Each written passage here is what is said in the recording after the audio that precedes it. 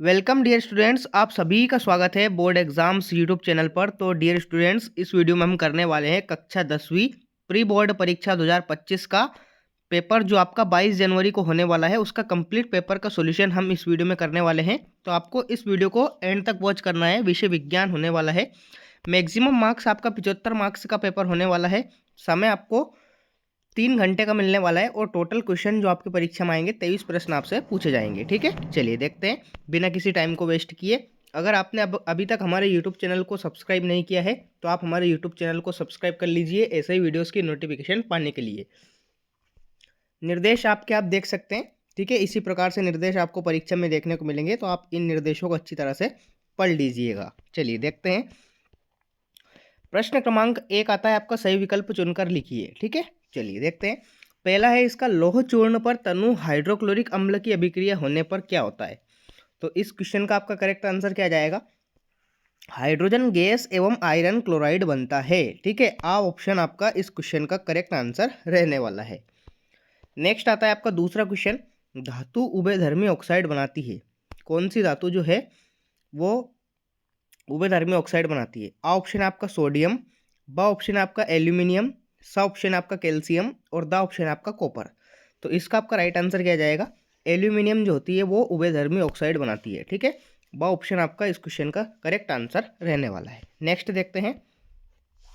तीसरा क्वेश्चन आता है आपका, कार्बन का अपर रूप जो विद्युत का सुचालक होता है। ठीक है, तो आपका आ ऑप्शन आता है हीरा, ब ऑप्शन आता है आपका फुलेरिन, स ऑप्शन आता है आपका ग्रेफाइट और ड ऑप्शन आता है आपका उपरोक्त सभी। तो प्रश्न क्रमांक 3 का आपका सही उत्तर क्या जाएगा? ग्रेफाइट, यानी कि सा ऑप्शन आपका इस क्वेश्चन का करेक्ट आंसर रहने वाला है। नेक्स्ट आता है आपका, समतल दर्पण की फोकस दूरी कितनी होती है? ऑप्शन है आपका 0, ब ऑप्शन आपका अनंत, स ऑप्शन आपका 25 सेंटीमीटर और द ऑप्शन आपका -25 सेंटीमीटर। तो समतल दर्पण की फोकस दूरी होती है अनंत। ठीक है, ब ऑप्शन आपका इस क्वेश्चन का सही उत्तर रहने वाला है। नेक्स्ट है आपका पांचवा, किसी चालक तार का प्रतिरोध निर्भर करता है। चालक तार का प्रतिरोध जो है काय पर निर्भर करता है? तो ये निर्भर करता है उपरोक्त सभी पर, यानी कि तार की लंबाई पर भी निर्भर करता है ये, तार के अनुप्रस्थ काट के क्षेत्रफल पर भी निर्भर करता है ये, पदार्थ की प्रकृति पर भी निर्भर करता है।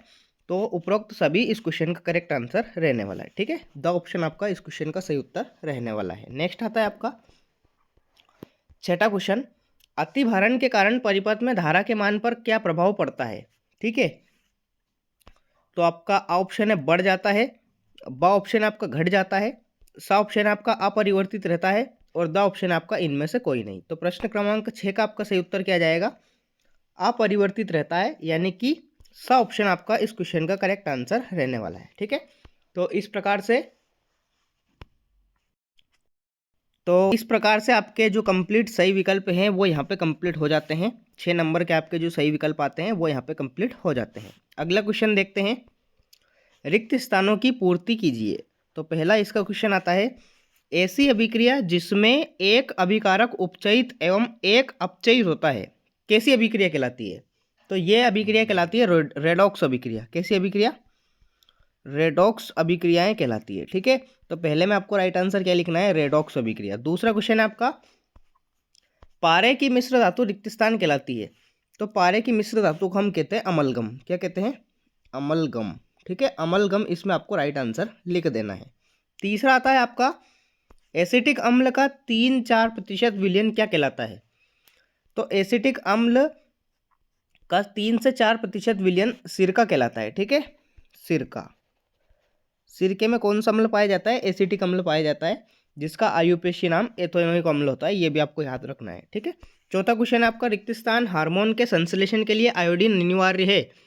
तो इसमें आपको राइट आंसर लिखना है थायरोक्सिन। कौन सा हार्मोन? Thyroxine hormone. ठीक है, थायरोक्सिन इस प्रकार से आपको लिख देना है, थायरोक्सिन। नेक्स्ट आता है आपका पांचवा क्वेश्चन, विरल माध्यम में प्रकाश की चाल सघन माध्यम की अपेक्षा अधिक होती है। ठीक है, विरल माध्यम में चाल हमेशा अधिक होती है सघन माध्यम की अपेक्षा। ठीक है, तो ये आपको लिखना है अधिक। छठा है आपका, अधिक आयु में कुछ व्यक्तियों का नेत्र का क्रिस्टलीय लेंस दूधिया अथवा धुंधला हो जाता है। इस स्थिति को हम क्या कहते हैं?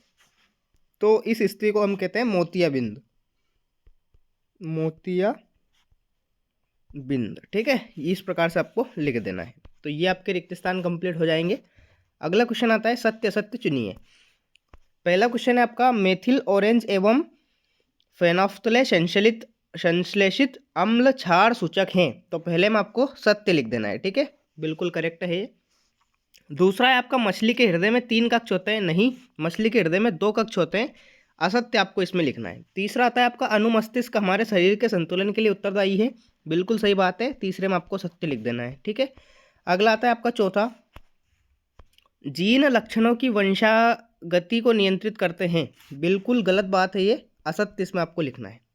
पांचवा है आपका निर्वात में प्रकाश की चाल 3 × 10⁸ मीटर प्रति सेकंड होती है। बिल्कुल सही बात है ये। ठीक है, सत्य इसमें आपको लिख देना है।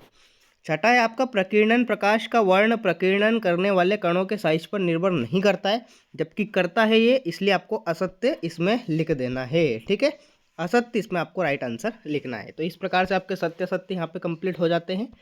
नेक्स्ट क्वेश्चन आता है आपका चौथा, सही जोड़ी मिलाइए। ठीक है, सही जोड़ी आपको मिलाना है। चलिए देखते हैं। पहला है इसमें सोडियम हाइड्रोक्साइड, तो इसको आपको कैसे मैच करना है? सोडियम हाइड्रोक्साइड को इसको मैच करना है क्लोर क्षार अभिक्रिया। ठीक है, सी ऑप्शन से आपको इसको मैच कर देना है। दूसरा है आपका इंसुलिन, तो इंसुलिन को आपको मैच करना है मटर का पौधा,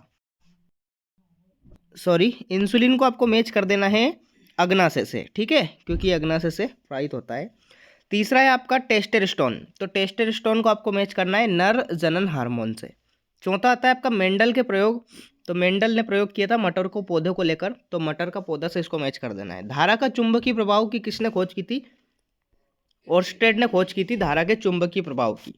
छठा है आपका प्रिज्म, प्रिज्म क्या करता है? श्वेत प्रकाश को वर्ण विक्षेपित कर देता है और 7 अवयवी रंगों में विभक्त कर देता है, तो इसको मैच करना है आपको वर्ण विक्षेपण से। ठीक है, इस प्रकार से आपके सही जोड़ी कंप्लीट होने वाली है। प्रश्न क्रमांक 4 सही जोड़ी 6 नंबर की आपसे पूछी जाएगी। इस प्रकार से आपको मैच कर देना है। नेक्स्ट क्वेश्चन आता है आपका प्रश्न क्रमांक 5, एक शब्द या एक वाक्य में उत्तर आपको लिखना है। तो पहला क्वेश्चन है आपका एक्कारेजिया क्या है?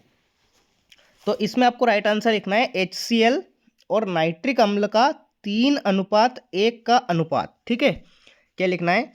एक तो हो जाएगा आपका HCl और दूसरा हो जाएगा आपका नाइट्रिक अम्ल। ठीक है, नाइट्रिक अम्ल, इनका जो अनुपात होगा वो किस अनुपात में होगा? 3:1 में जो अनुपात होगा उसके मिश्रण को हम क्या कहते हैं? एक्कारेजिया कहते हैं। नेक्स्ट आता है आपका दूसरा क्वेश्चन, अनुवांशिक लक्षणों की वंशागति के नियम किसने दिए?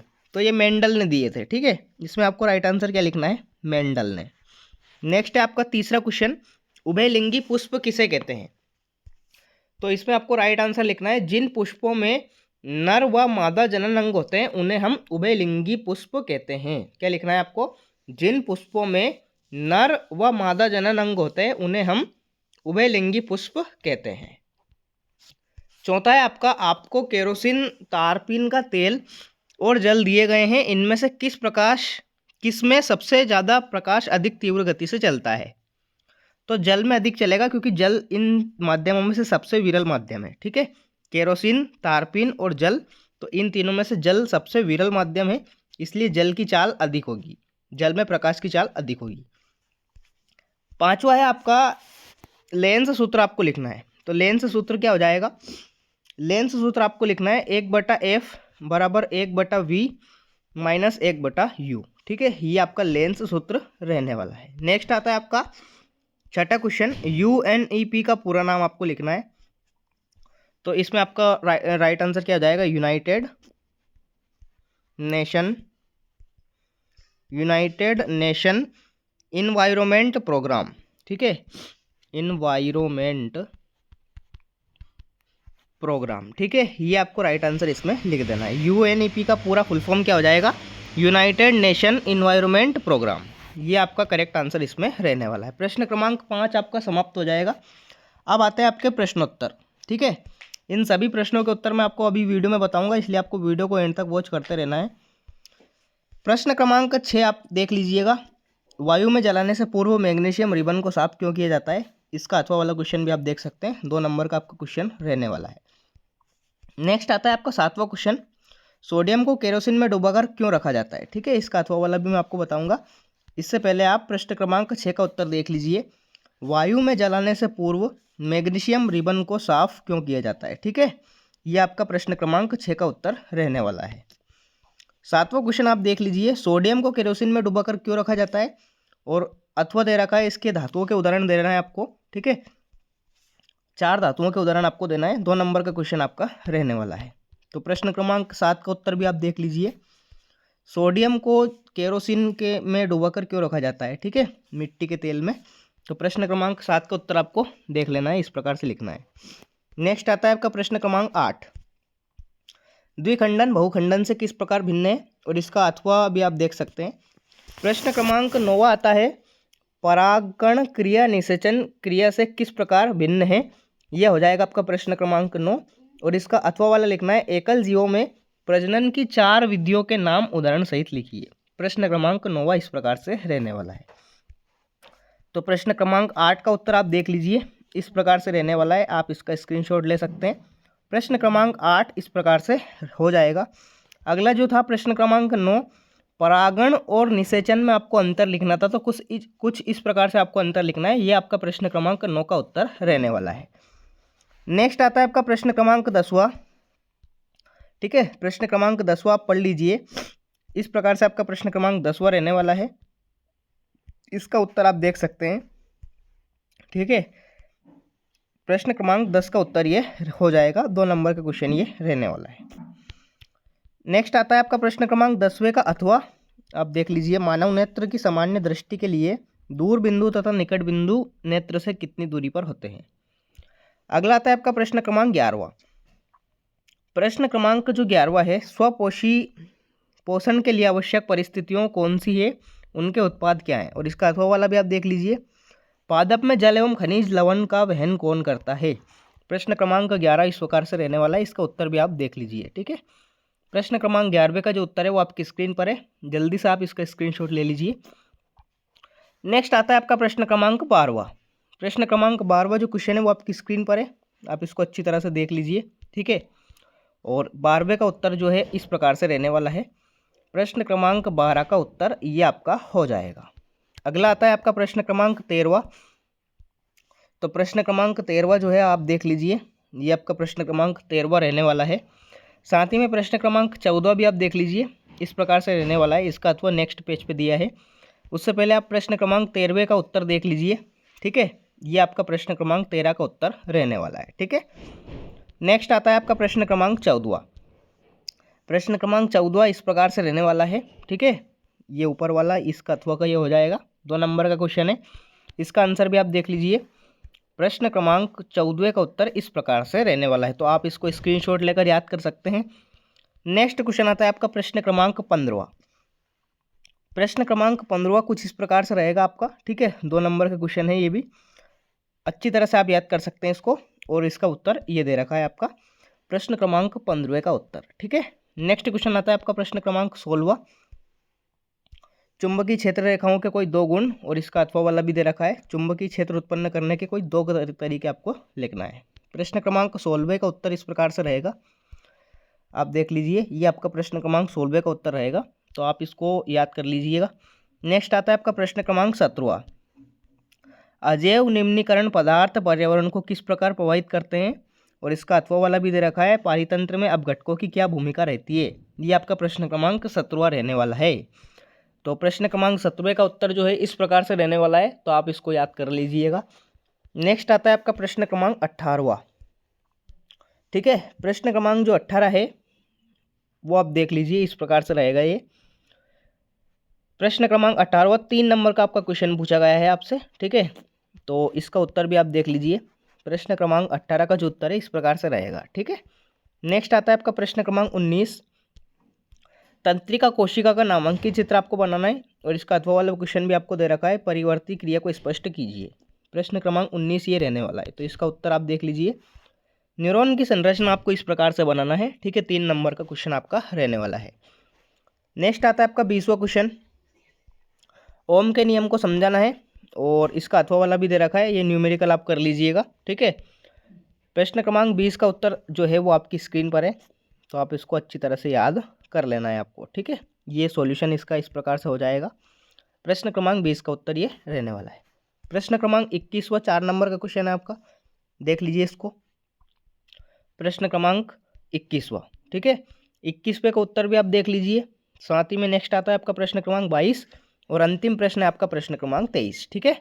4 संतृप्त हाइड्रोकार्बन के नाम एवं सूत्र, साबुन अपमार्जक में अंतर, और 23वां है आपका मनुष्य के पाचन तंत्र का नामांकित चित्र आपको बनाना है, और लास्ट है आपका बंद एवं खुले रंध्र का नामांकित चित्र आपको बताना है। रंध्र के 2 कार्य भी लिख देना है। प्रश्न क्रमांक 22 का उत्तर आपको देख लेना है, साबुन एवं अपमार्जक में अंतर, ठीक है। 4 अंतर आपको लिखना है, तो आप अच्छी तरह से इसको याद कर लेना है। और 23वां जो क्वेश्चन था मनुष्य के पाचन तंत्र का चित्र, तो इस प्रकार से आपको चित्र बनाना है परीक्षा में, तभी आपको पूरे नंबर मिल पाएंगे। तो चलिए भाई, कंप्लीट पेपर मैंने आपको बता दिया है। अगर आपको फिर भी कोई डाउट है तो कमेंट बॉक्स में कमेंट करके ज़रूर बताइए। साथ ही में अगर आपने हमारे यूट्यूब चैनल को अभी तक सब्सक्राइब नहीं किया है तो आप हमारे यूट्यूब चैनल को सब्सक्राइब कर लीजिए। मिलते हैं नेक्स्ट वीडियो में, तब तक के लिए टाटा बाय बाय, जय हिंद, वंदे मातरम।